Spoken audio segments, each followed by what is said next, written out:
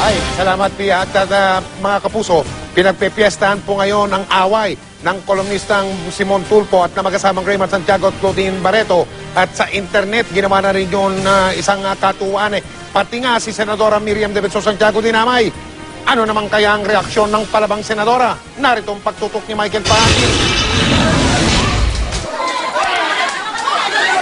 Nagkasapakan na sa NAIA. Ang video ito kumalat na sa internet.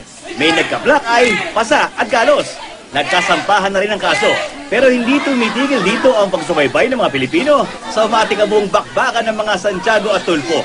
Dahil maging sa internet, kumalat na rin ang mga banner na ito sa pagtutuos ng pamilya Tulfo laban sa pamilya Santiago.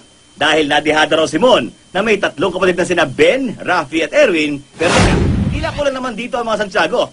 Sina Roel at Randy lang ang kaalyado ni Raymart. Kaya pati ang kapelidong si Senadora Miriam Santiago isinama sa pagtutuos na pinamakatang Trila in NAIA.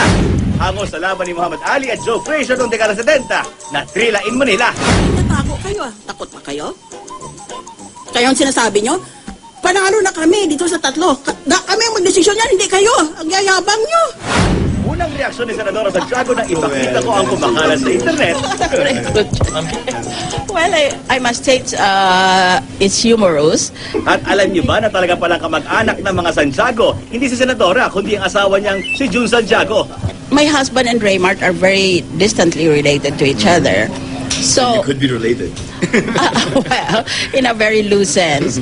Simon Tulfo naman, malapit na kaibigan ng Senadora at ito ang mensahe niya. He was very clearly overpowered because mag-isa lang siya yata. Sinasabing marami daw siyang kalaban. Kaya wala namang nawala sa kanya na nag-black eye siya dahil mag-isa lang naman siya, napagtulungan yata siya, no? If I am correct.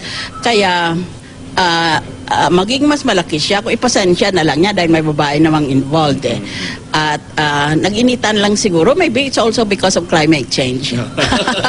Kaya malamang, kahit sa biro lang, hindi matutuloy ang banner na ito dahil imbis na mapalaban daw si Senadora Santiago, magre-referee na lamang daw ito.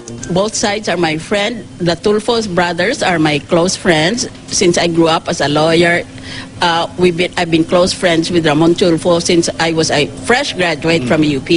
And Raymart is in some way related to my husband. So I hope for the best.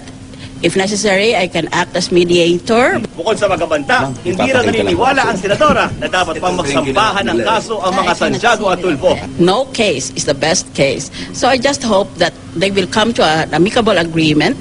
This is more a matter, I think, of amor proprio than anything else. Nagkasuntukan yata sila o nagkasakitan, pero basically it's a question of pride, hurt. Ang natutuwa lang sa paglilitis ay ang abogado kasi kikita siya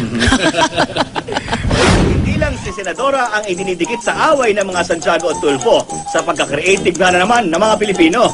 Pati ang sikat na bandang Beatles, masdan na kinukuyog din dito. Pati ang popular na video game na Mortal Kombat.